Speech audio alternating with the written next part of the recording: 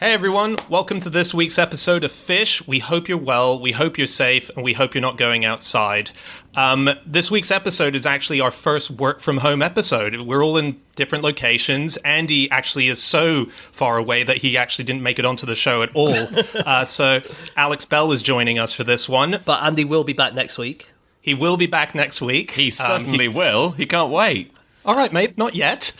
But this will be our first episode. But we thought in order to help distract you, to stop your mind from going crazy, we re-uploaded 52 episodes that were taken off a few years back. It's our second complete year of Fish, and you can listen to them wherever you get your podcasts from. That's over 30 hours of old material that we've brought back to the surface. So we hope you enjoy those. We hope you are staying safe, and we'll continue to do this. So here we go. Let's do our first work-from-home episode. On with the show.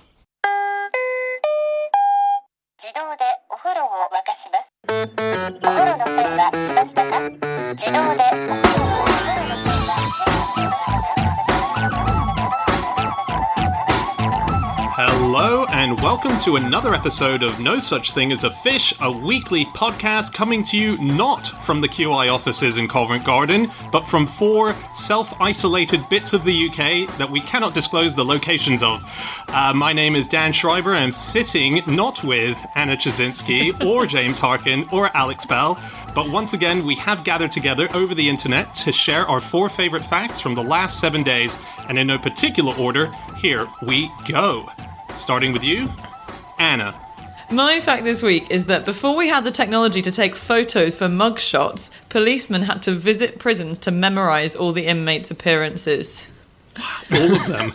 Well, in some prisons, I think. Is that like the knowledge for taxi drivers? It was exactly that, yes. And then a lot of it got automated and it put a lot of the old school taxi drivers / memorizers out of business. Wow.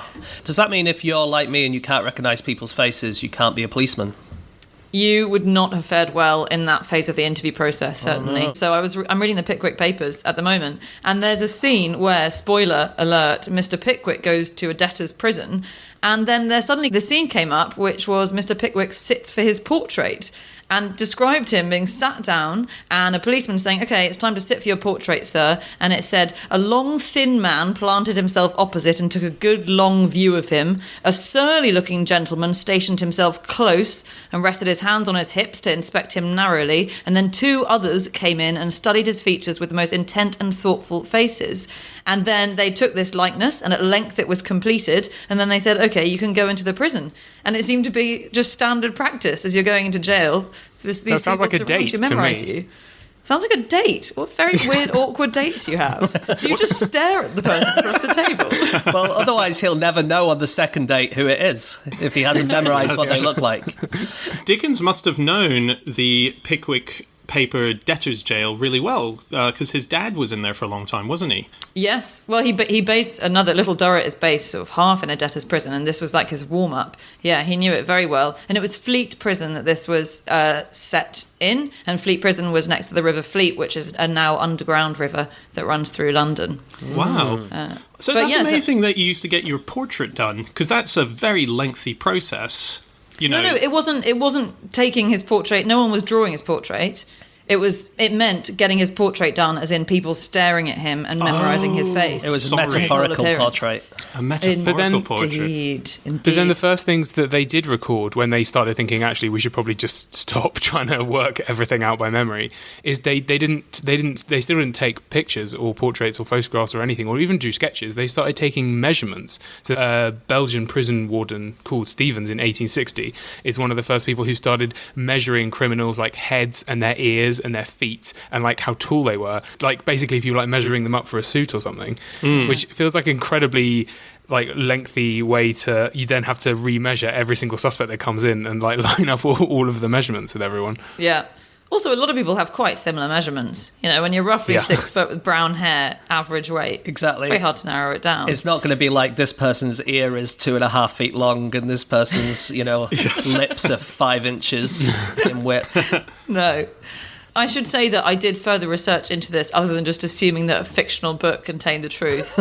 So just to be clear, this was definitely the case, and it was a thing that was done to identify criminals, and it's mostly to spot reoffenders, right? So if someone comes into the prison, it's so policemen can say, oh yeah, he's been in 3 times before. Yeah. And it was really pioneered by this guy called Eugène François Vidocq, who was at the start of the 19th century, a criminal, in fact, a criminal turned policeman who pioneered this mass memorization program. So he would train up all his agents to make regular trips to all the prisons around the country and memorize, wander around the prison yards and memorize all their faces. And it was thousands of faces they memorized. I think something like 30,000 prisoners they had committed to memory. So it did happen. He was an extraordinary character, this guy, wasn't he? Eugene Vidocq. So he was first put into jail when he was quite young by his own father. Yes. He had robbed his dad's pawn shop. And Can I just say, when you say pawn shop, you mean people were giving goods to get money back for them? Or was it a pornography shop? No, specifically that one chess piece. A lot of people losing them. So, did a good business out of that. Yeah, no, it was for pawning items into a shop. So he stole from there. His dad put him into prison. He stayed there for about 2 weeks. Then when he came out, he robbed the shop again, took all the money and ran away, and was going to go on a ship to America, but then heard that there was a circus in town, so tried to join that, but quit because he was too afraid to bite the heads off chickens, as was one of the acts they needed him to do. Also, he started making out with the puppeteer's wife while they were doing the show. That was geeks, wasn't it? Wasn't it geeks who were the people who bit the heads off chickens at circuses? Is that right? That's right. Yes, that's why they called me a geek at school. Sure it is, Alex. So Vidocq had a really good memory, didn't he? He could memorize all these people absolutely perfectly. But he said that he couldn't really require the same of his agents because he initially hired 28 detectives, all of whom were also criminals, to join his kind of police force. And then he decided that he would set up index cards with all of these different aliases, convictions, what they would do, how they would like to break into places and stuff like that. And basically that was the start of intelligence. Yeah, so it was like flashcards, but for criminals. Exactly. Well, like a massive game of Guess Who. Yes. James is looking so blank, like he has no idea what that game is. I know. Well, James would be so terrible at Guess Who. Yeah, it's just the same face on every card. He wasn't very popular. He wasn't super popular because of his habit of just employing criminals. So he wasn't very popular among criminals because he went to prison and then he used the fact that he was a criminal to report on all his other mates who were criminals and get them in trouble. And then, he employed these people in the force who kept on just recommitting crimes. And so I think the police weren't huge fans of him. And in fact, when he became the head of what was essentially the sort of undercover police force, then he was still a wanted criminal in another place. And there was this constant back and forth between the police force that he was running, saying, no, we need him, and the prison saying, well, we want to put him in jail. Wow. Fingerprinting, another useful technology. We use a lot. And so this was proven to be superior to the old just like taking someone's measurements, height and weight, or memorizing their faces. It was proven to be vital with the case of Albert and Ebenezer Fox. Well, I didn't know about these guys. They were identical twins, and this was the turn of the 20th century, and they were both serial criminals. They were poachers and thieves. And because they were identical twins, they just played this really fun game where whenever one of them got arrested, they'd sort of say, no, it's my brother, mate. And what are you going to do to prove it wasn't? All you can do is memorize my face. And so there was this one policeman who said, we've got to get a better system here, and realised that their fingerprints were actually different to one another's, even when everyone else is the same. Cool. But what I like is that there's an estate in Woolmer Green, which is a place in Hertfordshire. It would be so great if there was someone listening who lives there and who didn't know this. There's an estate in Woolmer Green called the Twin Foxes Estate. And these guys are pretty obscure now, almost sort of lost to history. But the Twin Foxes Estate has these 2 busts at the entrance to it of the identical twin Fox brothers. So it's an estate which is just in honour of these serial criminals. That's incredible. Do you think really cool. If you were the sculptor of that, would you do 2 different sittings with the 2 different brothers, or would you just think, you know what? What, you think he sculpted the individual fingerprints on the fingers? Just back very quickly to Vidocq. So he was quite famous in his day, wasn't he? He was someone who was notorious for these stories of adventure and espionage and so on. So much so that he inspired characters in fiction. So Les Mis, it's said that he is the inspiration for Jean Valjean. Oh, is he? Yeah, but not only that, he is also the inspiration in the same book for the policeman character. What's his name? Javier? Don't know. I haven't read it, mate. You read it, James, didn't you? Well, I read the first 100 pages over the course of about 4 years. In the movie, he's played by Russell Crowe, so I think he's called Javier, but I might be pronouncing that wrong. But it's the two different stages of his life. He was so inspiring, both in his notorious criminal activity and his police work. He appears twice as inspiration. Either that or Victor Hugo's an incredibly lazy author who just couldn't even be bothered to reach to two sources for inspiration. Yeah, that's true. Well, I was wondering if it's just like one of those really hack horror movies where it turns out that it's two parts of the same person's psyche that does the murder or whatever. Do you know what I mean? Oh, yeah. Like he's a Jekyll and Hyde. Are you describing Fight Club as a really hack movie? I haven't seen Fight Club or even read it. Wow, you just spoiled it for him, Anna. I have just done that, I'm afraid. Do you not know the first rule of Fight Club, for fuck's sake?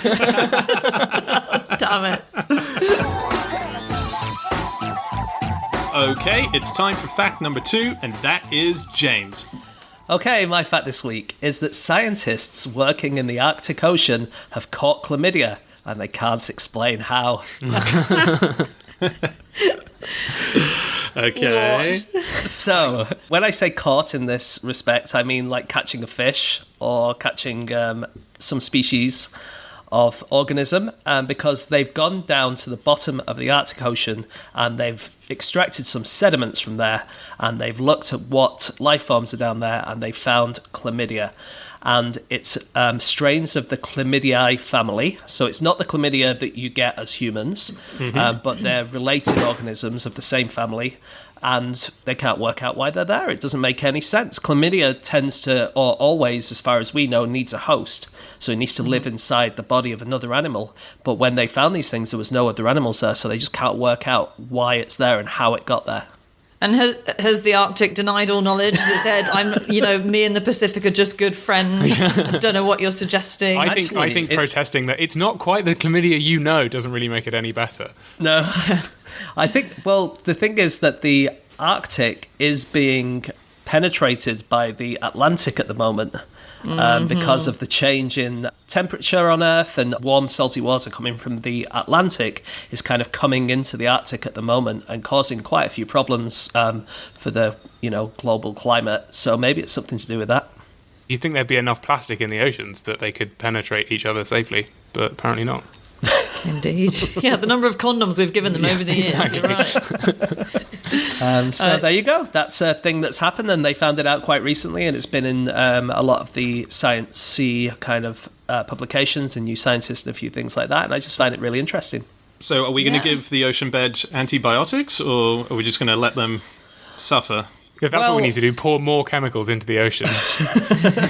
I think it's not that they're suffering. These are just organisms that live there. They're just living their life. They, as far as I know, they're not doing anyone any harm. They're part of the biosphere, really. Okay. So, like I say, we don't really know why they're there, because they've tried to get the microbes and grow them in the lab, but they've not been able to do it because the pressure underneath the sea and basically the conditions down there are very different than what we can make in the lab. So it's really, really hard to study.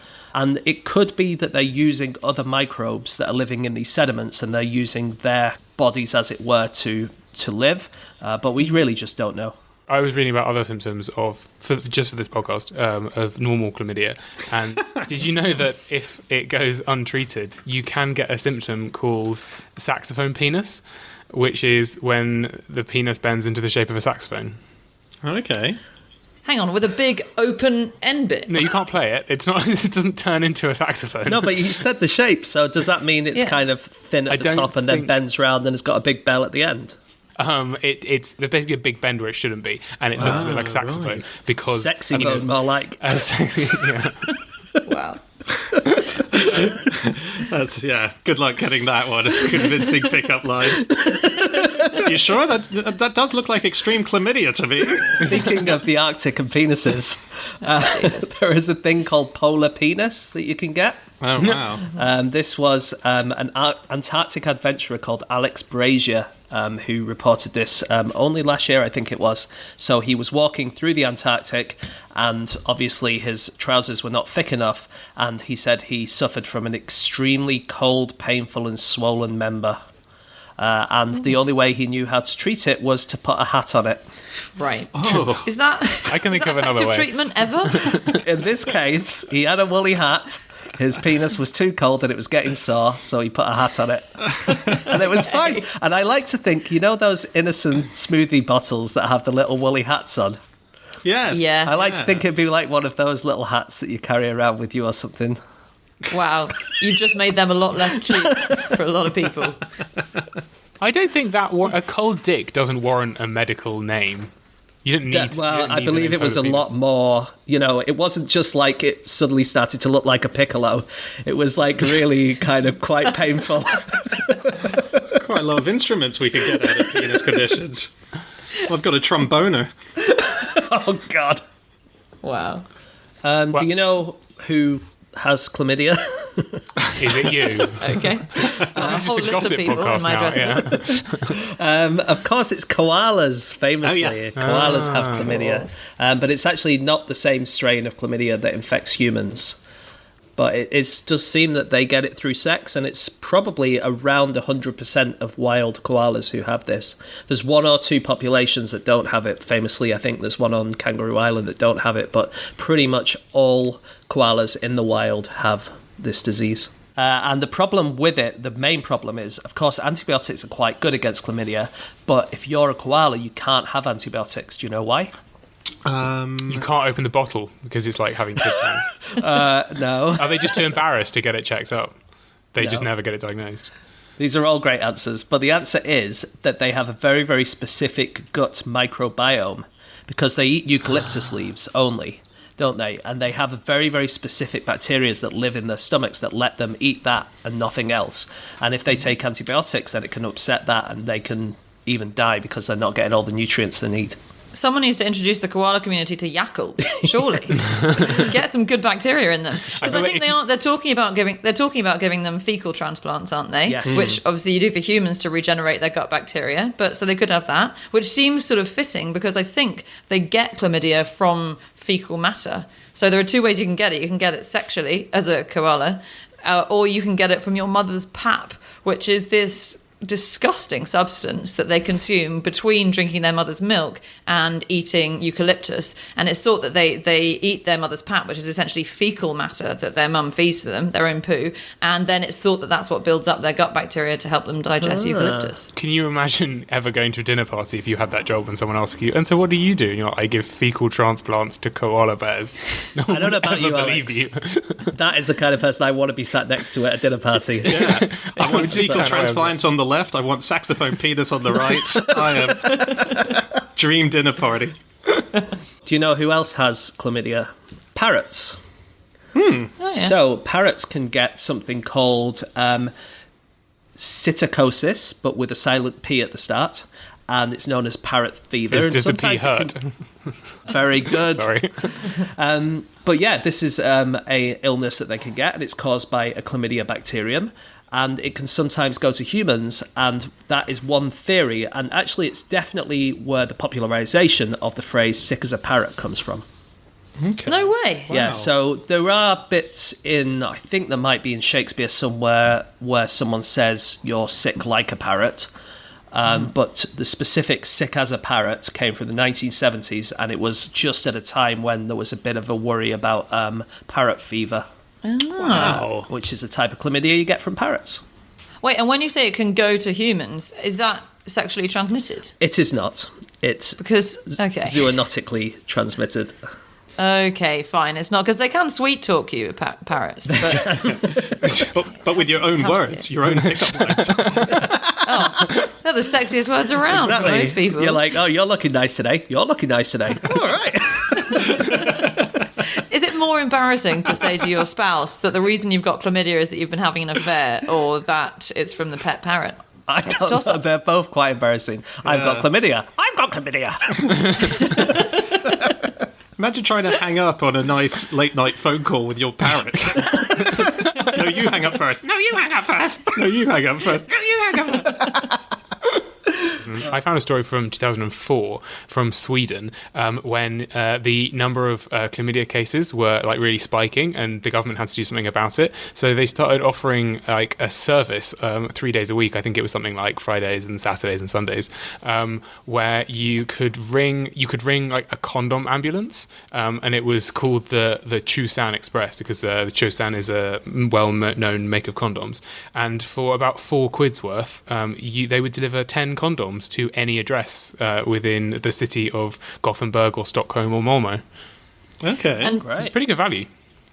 did they get the sort of ambulance level siren treatment? It's the kind of urgency you want when you can't find a condom. Funny, yeah. Especially the people who feel embarrassed buying condoms, and you just get this big siren. I want the St John's Air ambulance outside my window, airlifting.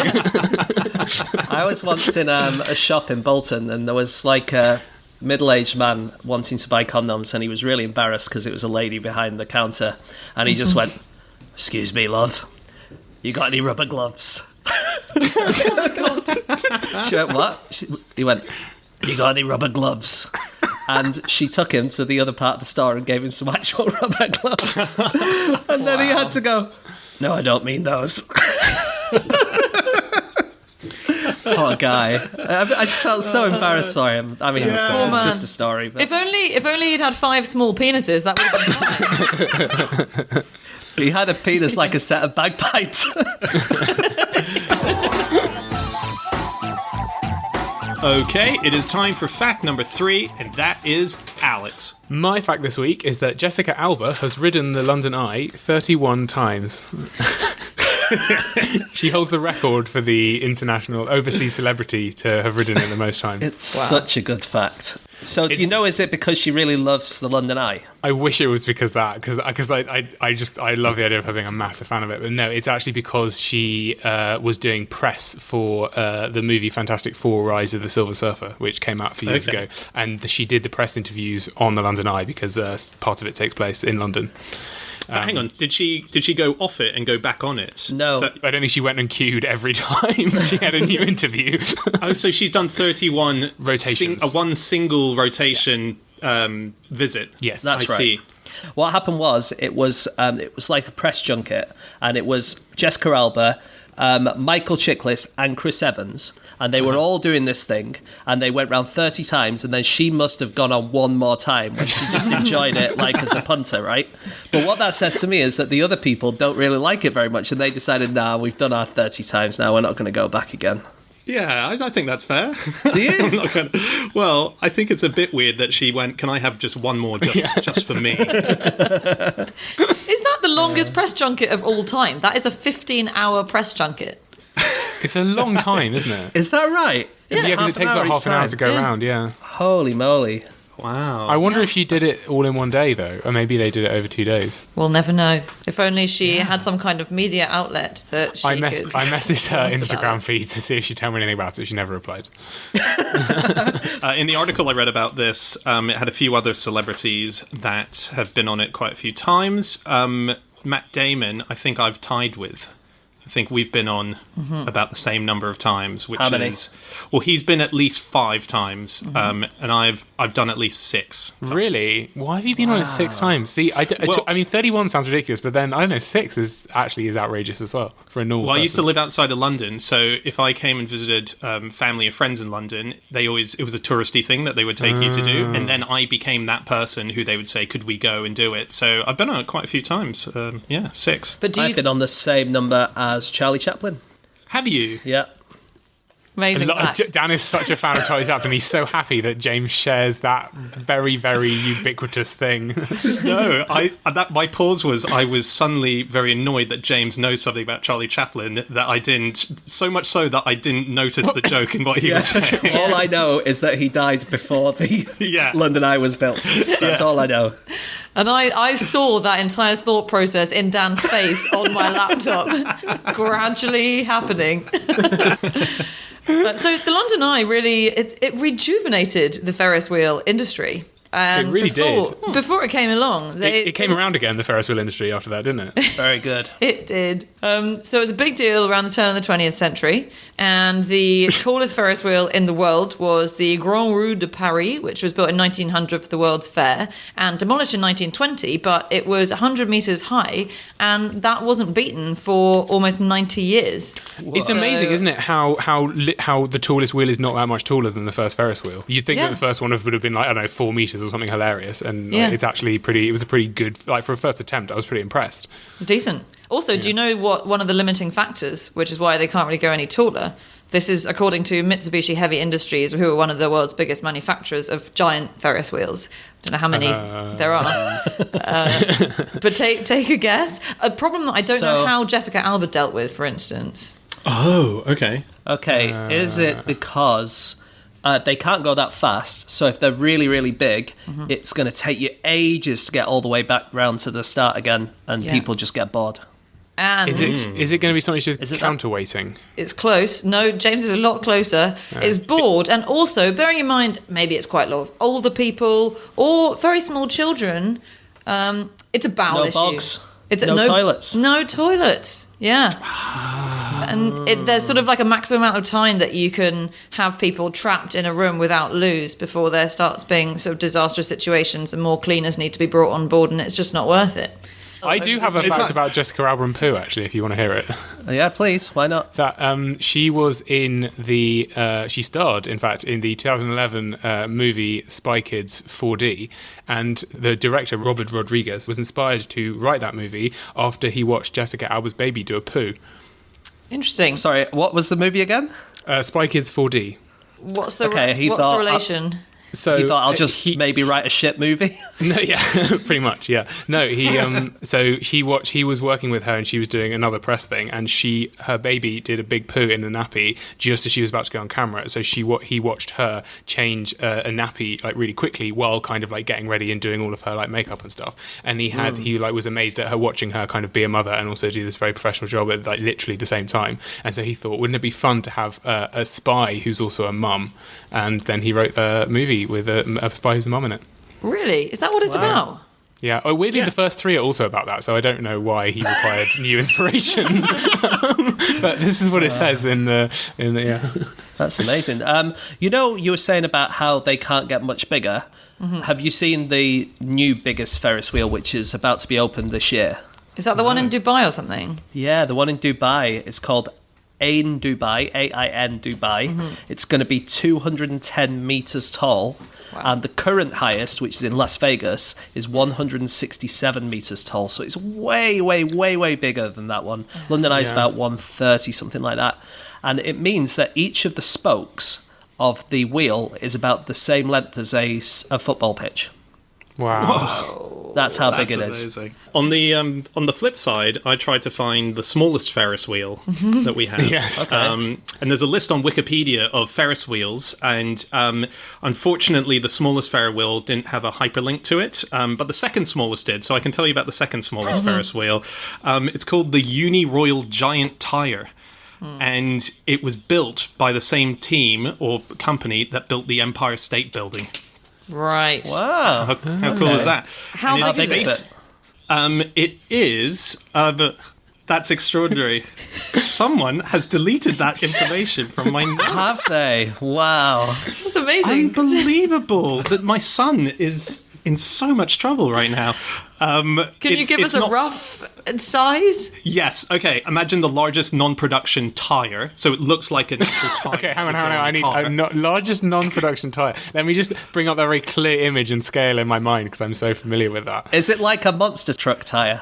Yeah, but like about 10 times the size. It's massive. Okay. Yeah. I mean, this is guys, it's really big. I've seen smaller Ferris wheels than that. You see like kids ones, don't you, in the fairground? What about like That's Legoland? true, They have a tiny model one. Or like those Connects ones you get in the windows of Harrods. Probably someone's made one of that I have a needle out of chromium or something. Yeah. I suspect that Wikipedia decided not to list every single Ferris wheel in the world right down to the very smallest. Guys, I did say it was the second smallest. That's a good point. Hey, Dan, do you remember in 2013, before we started this podcast, we did a whole load of practices, and one of the first ones we ever did was someone asked us a question, what is the name for a phobia of Ferris wheels? Yes, Do you remember that? I do. Do you know, weirdly, I got really emotional researching this fact, because that was the conversation that we had that has led to this whole podcast. Yeah. That singular one, yeah. I went through and found all my old emails and went through all my old research for it, which is pretty Amazing. cool. It's actually quite common for people to have a phobia of Ferris wheels, as I see if I Google it or go on Twitter and type in phobia of Ferris wheels. It seems to be quite common. And I went onto bigroundwheel.com, which is like a Ferris wheel fan site. And there's an FAQs there, and they say, you know, what am I going to do if I'm scared of Ferris wheels? And they say, consider sitting on a park bench, which could probably support about £1,000. While sitting on this bench, are you afraid the bench will suddenly break and you will fall? Most likely not, because the consequences of falling 18 inches are not very dangerous. Now consider the Ferris wheel seat. Yes, it is much higher, but it is also designed to carry about 3 times the weight of that park bench it is designed for. So basically, if you are worried, and it goes on, but if you are worried... There's no, I don't think, giving people like fear therapy, you don't have to use that mocking tone, James. I think you have to be a bit more understanding. You fucking idiot for being scared of Ferris wheel. It didn't have the tone on the website because I was just reading it, but that's how I imagine they wrote it.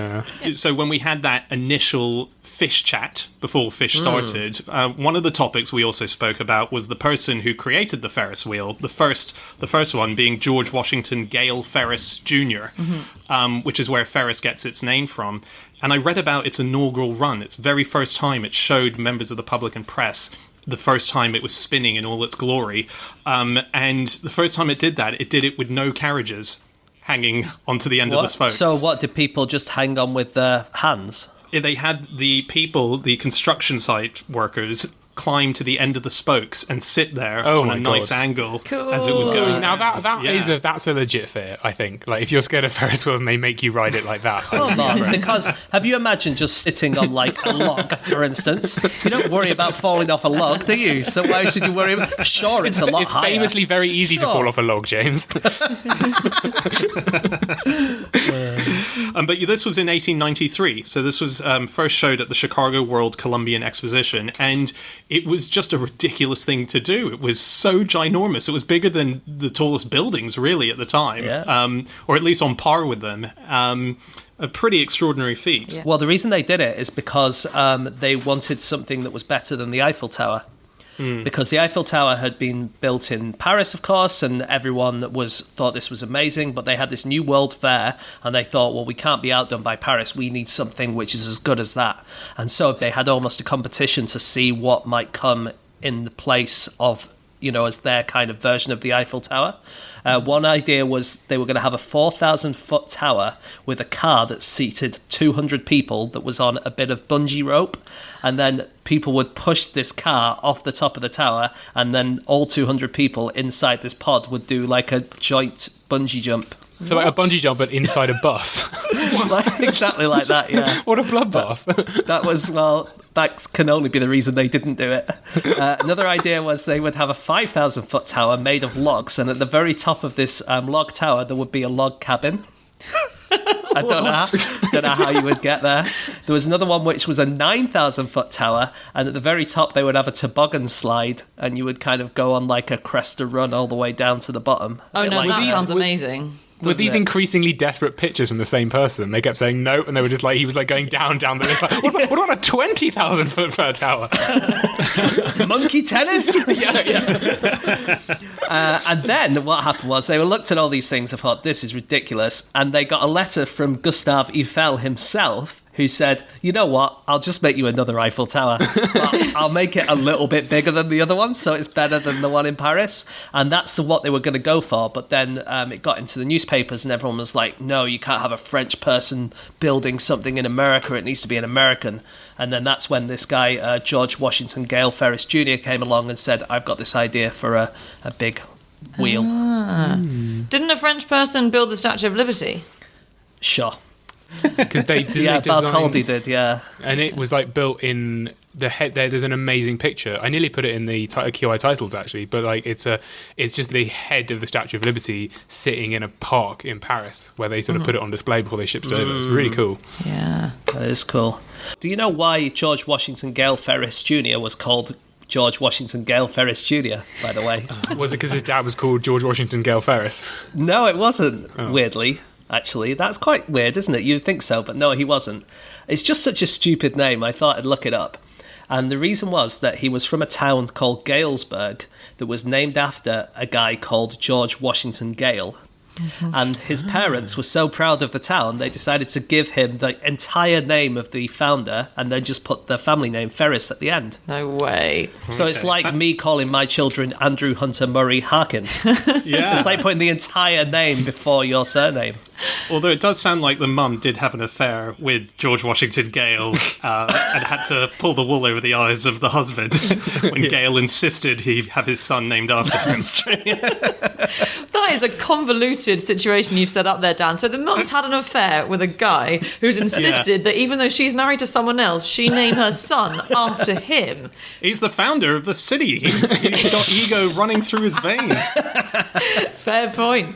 And she's just got to cover that up. That is a difficult position you're putting that woman in. I don't know why she shagged him in the first place. He sounds like a dickhead. Did you know that one of the 2 feet of the London Eye, so the London Eye have to pay rent on one of the feet of the London Eye, but not the other one? Oh, yeah. Because really? Why? Well, because the let me see, the foot that is closer to the South Bank Centre is owned by the land is owned by the South Bank Centre, and when it was built as the Millennium Wheel, it was supposed to be a temporary structure, and there was an agreement for 5 years, and then when everybody wanted to keep it and make it a permanent installation, the South Bank Centre asked for, well, they pay £500,000 a year as a lease. It's a lot of money for. But did you read about the dispute? It's crazy, I know, and because the South Bank Centre were basically able to hold them to ransom. The South Bank Centre served the London Eye with an eviction notice. It's crazy. Really? They wrote to them, and at the time, the London Eye was paying rent of 65 grand for this 1 foot that was on their land. It was just on a bit of concrete. It wasn't like it was in the middle of the South Bank Centre itself. And the South Bank Centre said, we're going to up that from 65 grand to 2.5 million pounds. Or you have to, and they said this in May, I think, and they said, or you have to clear off our property by the 1st of July. Wow, by July? By July. That's a month. That's too big. See, that's the benefit when you're a smaller Ferris wheel, that you can relocate to different places, much like the second smallest Ferris wheel in the world, which did relocate. Easy to do when you're only 86 feet tall. It is. Okay, it's time for our final fact of the show, and that is my fact. My fact this week is that in 2003, the county of Ottawa, Michigan, released a brochure for would-be residents to prepare them for living in the countryside. It included a scratch and sniff that emitted the smell of manure. So, nice. Yeah, you can see this brochure online. It's really good. And the whole premise behind it was that they kept having people move to these rural bits of Ottawa and complaining all the time about the realities of it. One of the main things being a lot of places you live in will be coated in the odor of manure. So at the scratch and sniff, they say, if you're not ready for this, maybe you're not ready to live here. I think it would have been more effective to just send them a small sample pack, like a welcome box of shit. Yeah. It's very confusing that there's a place in Michigan called Ottawa. Yes. When that is relatively quite close to Ottawa. It's closer to Ottawa than I'm comfortable with it being without getting confused. So scratch and sniff is quite an interesting technology, actually. Yeah. So I didn't realise how long they can last, scratch and sniff patches. They work in this really clever way, which is that you basically have these scent chemicals. So whatever scent you're trying to broadcast, whether it's a smell of shit that you want to send to an urban dweller, or whether it's a smell of perfume in a magazine that you want a lady to buy, or a man, then it's tiny little scent molecules encased in tiny bits of plastic or gelatin. And when you scratch it, you break a few of those bits of gelatin or plastic, and it releases the smell. So it's kind of like there are hundreds and thousands of tiny little bottles, and every time you scratch it, you smash some of those bottles, and the scent goes up into your nose. And what this means is that it does last for years. So it can last for, more than a decade, because the bottles that you haven't broken by scratching, the scent's still in there waiting for you to experience it. It's insane. Yeah. I just feel like there should be a smell archive and a smell library where we can preserve smells and put them in a pyramid, maybe, and then in thousands of years' time. I feel like there must be one of those things, mustn't there? I don't think they put it in a pyramid, though. I want it to be quite epic. I want it to be like the pyramid is the main thing. Yeah, you're right. Yeah, I want someone to uncover it. Yeah, I went to a smell museum once.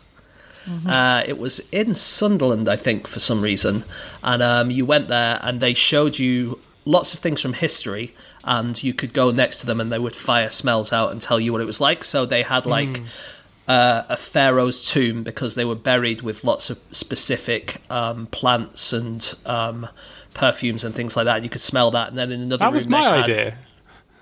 Well, this happened a long time ago. This is like 10 years ago I went to this. Still, I had the idea originally. So, did you? So yeah, it's proof of concept. And they also had a smell of the sun. So you went in this room and they had a big picture of the sun, and you can go over and they sent out the scent of the sun. Cool. And it just smelled really metallic and it got you at the back of your throat. Yeah. Really? Yeah, and then I bought the book that went with the exhibition and had that book in my house, and I had to throw it away after less than a week because it just stunk out my entire house. Really? My whole house smelled like the sun.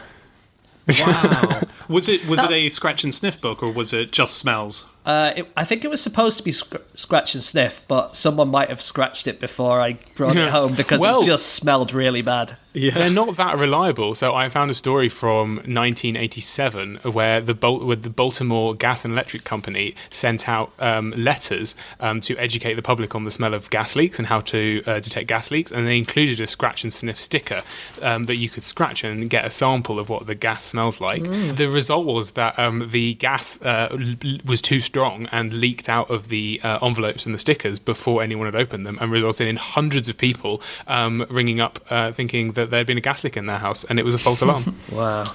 Where was it that you bought that book, James? Did you say? It was in Sunderland, I think. Sunderland, cool. That's I've- Sunderland. Why? Is that why the sun The thing? sun. Sunderland, yeah. Wow. Well, I mean, it makes sense that it would smell metallic as well, because as we established on this podcast a while ago, the sun is not, in fact, on fire. No. It is electromagnetic things. So No, go on. Tell us more. So the second smallest Ferris wheel, if it was attached to a car that could fit it, would be 200 feet high, that car. Anyway, so back to Sunderland. The thing about Sunderland is they've got that book, and I found another book, which is actually a scratch and sniff book, and it's in York. And it's the smells of the city of York, basically. Okay. It's just a beautiful collection. So you get horse stables, you get the York moors. You can smell the moors. Okay. But I particularly want to get this book because one of the smells is the smell of a ghost. Right. How cool is that? Okay, and what does that smell like? Do you know? Apparently, it's not very good. It's a bit musky, according to people who've bought the book. Weirdly, the people who complain about the smell of the ghost say it doesn't smell like a ghost, which begs the question, how do they know what one smells like? Wow. What two combinations of madness do you have to have thought that you've seen lots of ghosts and then to decide to create a smell that people can experience the ghost with? There's a scratch and sniff movie that was released in the cinemas once called Polyester. It was by this guy called John Waters. He makes quite cultish movies. And this was a real gimmicky thing where he called it on the poster it said it was being released in odor vision, and it was a sensational movie. That kind of terrible punning. You'd love that. The kind of thing that gets bums on seats. Yeah. So the idea was that you got 10 scratch and sniff cards, and you sat there, and as the movie was going on, it would come up with a number, and everyone in the audience would scratch it as they were going along, smell what it was, and he tried to toy with the audience, so you would think it was definitely going to be the object that was on the screen, and as you were scratching it, they would suddenly chuck in some old shoes, so it was suddenly the smell of a boot. Do you know what there were 10 smells, and do you know what some of them were? I have some of them. Oh yeah, go for it. So there was flatulence, obviously, because that's the first smell you're going to put into anything. Okay, but then do you have to write your script to include these things? Because it sounds to me like you're saying, well, you have to have flatulence in because that's an obvious thing. But then if you have a really kind of tender love story, you just have to have someone farting half the way through just so you get that smell. Exactly. I think they probably... I bet there was a bit of a kind of putting the cart before the horse, sort of like, we've got these smells available to us and you're going to have to include them if you want. But there was flatulence, there was skunk, so not a great experience. Do you mean so far. The drug? I think the animal. Okay. Natural gas, which again, that's the same as farting. It's a bit, yeah, it's true. But I don't know. I feel like you're going to empty the cinema if they can all smell gas. And air freshener, which I presume got rid of all the other smells.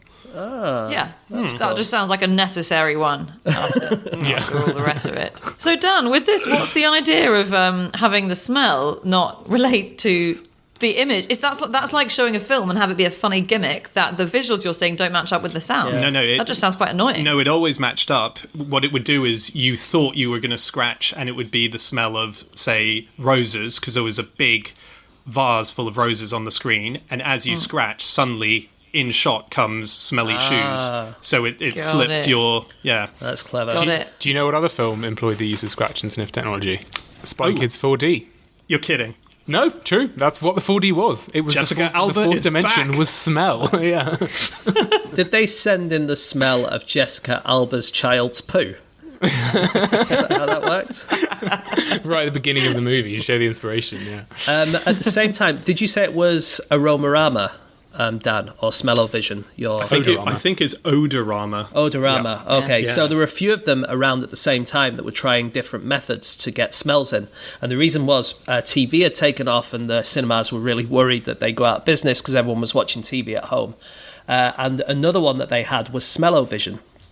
And the way that Smell-O-Vision worked is all the bits of the cinema had little kind of vents which would send out smells rather than scratch and sniff. But unfortunately, it didn't really work that well because people who were in the balcony would get the smell a little bit too late. So you would be like, you were supposed to smell one thing and then the scene's moved on and then suddenly you get the smell. And then in other parts of the theatre, the odours were too faint. And so you would just have lots of people going... and then just sniffing the air, and then everyone else just got really annoyed because they couldn't hear the movie because everyone was just sniffing the air. Yeah. On the plus side, you could get away with farting whenever you liked. You could be like, oh, I guess there's a farting scene coming up.